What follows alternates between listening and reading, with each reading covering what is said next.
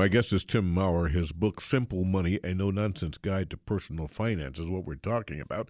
And by the way, this is a brand new book. It comes out this month, March, and Tim will tell us where you can pick up the book. But the beauty of this book is that is in the title. It's simple.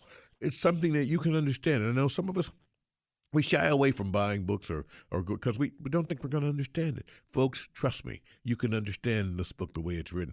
That's a beautiful style, Tim, of getting people to understand with the why and then going through it and keeping that at the forefront of why we're doing what we're doing. You're absolutely right, Paul. And one of the challenges that we have with simple is that it should not be confused with simplistic. These are two different things.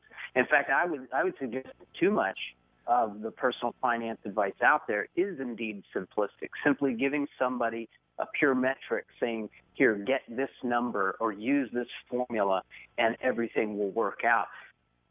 Simple is a more elegantly simple notion where normally it involves having a great deal of understanding of the complexity that certainly does exist. But what I have found, and I'm sure you have as well, is it's not so much the dollars and the cents that are complex. It's we as individuals and humans that are complex. And that's where we find the disconnect between what we know we should do and doing what we know. And so you heighten this awareness of self-awareness. I mean, that's what you're suggesting. You first got to deal with understanding yourself. And to what extent then have you found that discussing self-awareness increases personal financial health?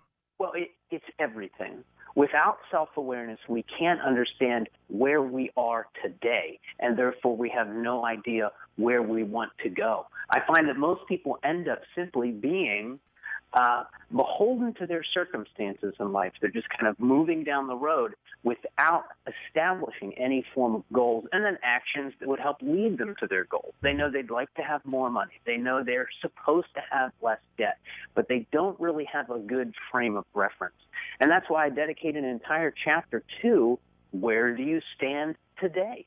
And we help people get an idea of where they are and where they should be, or where they hope to be is probably a better way to put it.